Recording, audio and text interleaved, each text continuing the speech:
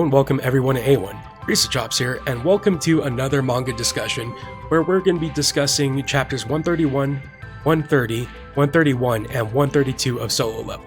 And I know it's been 3 weeks since I've done my last one, especially on solo leveling, but the reason is because now that there's 3 chapters out, there's a lot more to talk about and whatnot.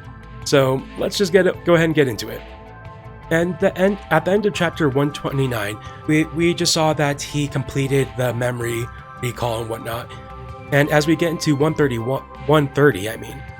we see that Jin-woo is we see that the Hunters Guild is still struggling hard against the angel and his statues, and they're desperately still trying to wake up Jin-woo.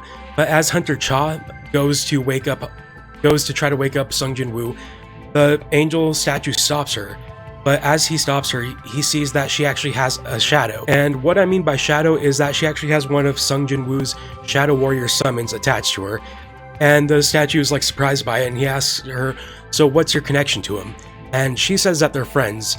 So he's kind of like, "Alright then, since you're friends, I will let you stay here to see the monarchs or the king's awakening.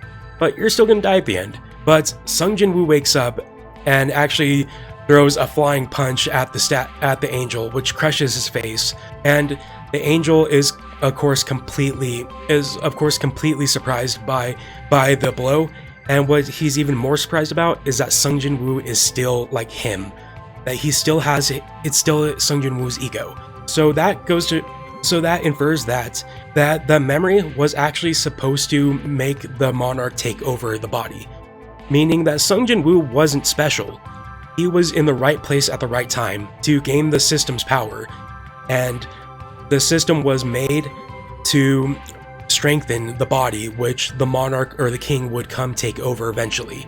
But that didn't happen. Somehow Jin-woo is still in control, and it explains what that black heart is actually. That black heart is an achievement. So since he relived those memories, and the monarch was supposed to be him, he was basically the monarch during that time. So the monarch ended up killing 1,000 demons, which Jin-woo got the achievement for, which gave him the black heart of mana, which explains how the monarch was able to summon so many soldiers. The black heart gave Jin-woo 100,000 extra mana, and yeah, that totally just explains it, because it's a magic ability. How many soldiers he can have, how much they can regenerate, and whatnot, that all depends on his mana pool. So he finds out that there are more monarchs coming actually, that he's not the only one, he's the monarch of Shadow. But the angel tells him that you think you're the only one, you think you're going to be able to do to keep this power when other monarchs are coming. But Jin-woo actually ends up killing the statue, and like the statue itself was a monster, so it was living. And it was actually the creator of the system, and it makes me think that that statue was alive long ago when all this was happening, and he was like the monarch's most trusted subordinate, the shadow monarchs. But Jin-woo ends up killing him, which actually does not disable the system. He's actually able to keep using the system, which is awesome. But they end up leaving the gates to see the original hunting team that was supposed to clear the gate. And as they exit, Jin-woo actually passes out from exhaustion. And after he passes out, it cuts to what's happening in Japan. So an S-rank gate opened up in Japan, just like it had in Jeju Island. I cannot enunciate that. I might be Asian, but I didn't grow up there long enough to learn the language. But they were only able to clear that S-rank gate with Jin-woo there. But with the gate opening up in the heart of Tokyo, they hired a Russian hunter by the name of Yuri, who was a barrier specialist.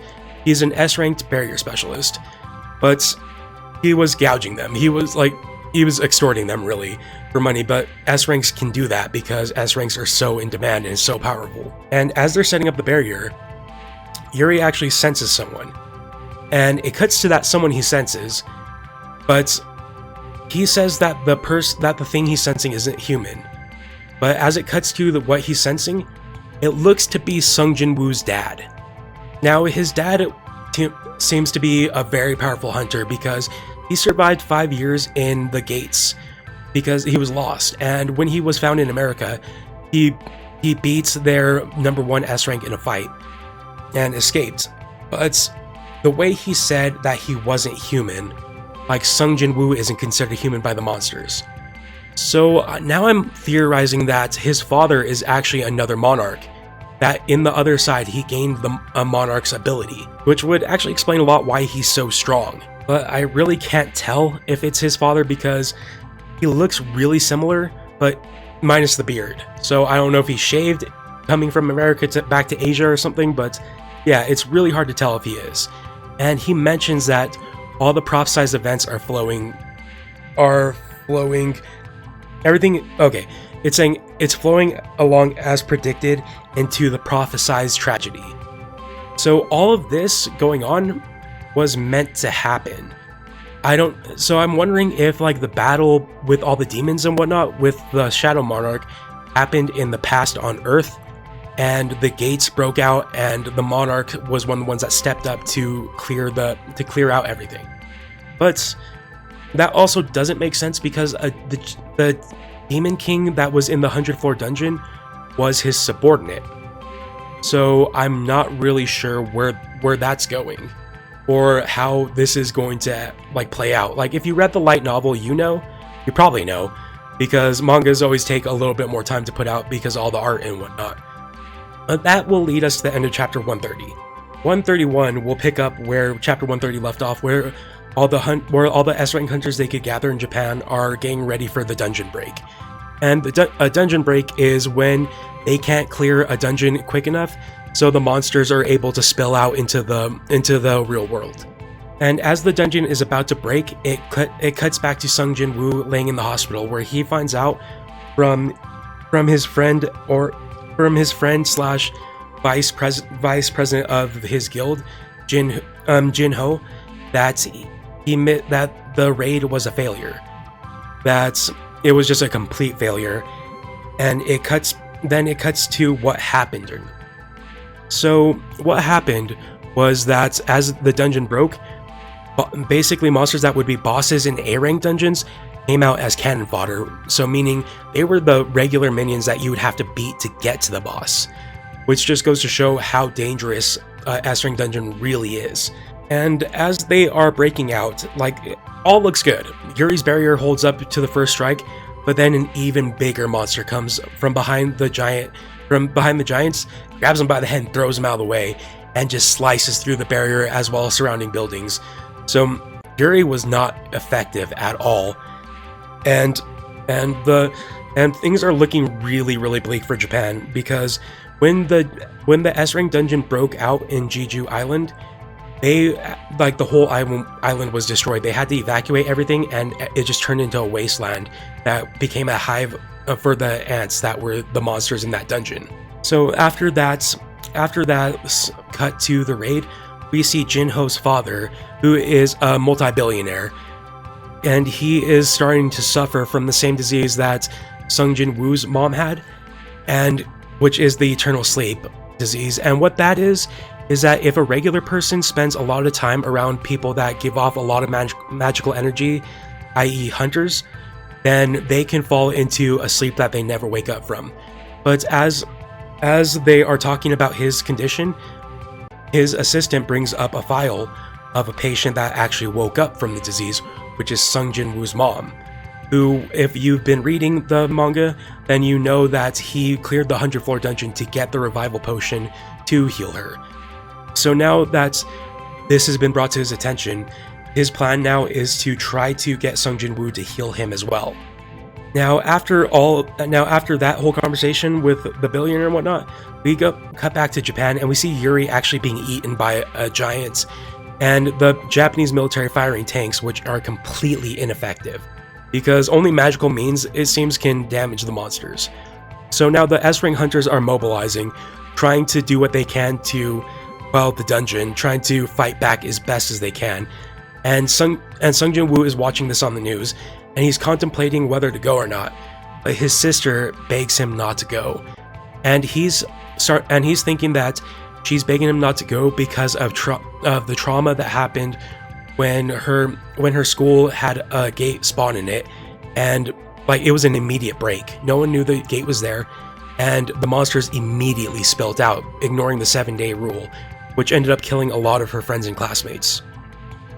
Then Sung Jin-woo leaves his apartment to go to go think about things and whatnot, but a car pulls up and it's actually from the billionaire, and he's, well, okay, he has a name. It's Yoo Myung-han, and again, I'm Asian, but didn't grow up near the area long enough, and besides, I would have learned Japanese anyway, not Korean.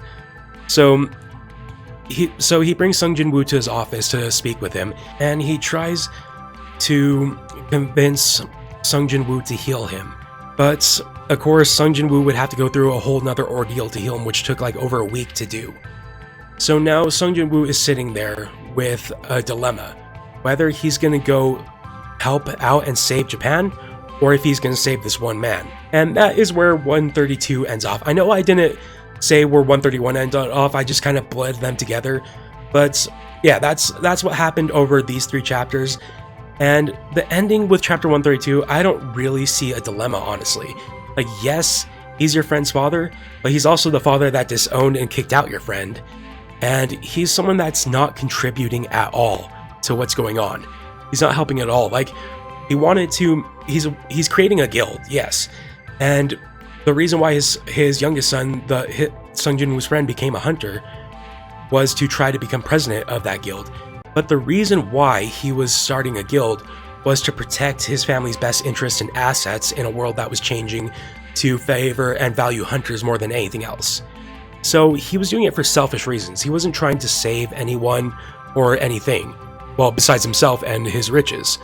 So, in my opinion, Sung Jin-woo should go to Japan. But of course, there's no telling how long it would take because there's other S-rank dungeons out in the world that's opening up.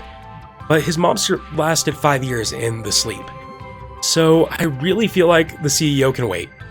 Like, yes, there's going to be a power struggle with his sons and whatnot, but there's more pressing matters than one architecture company, there's a lot more pressing matters than that.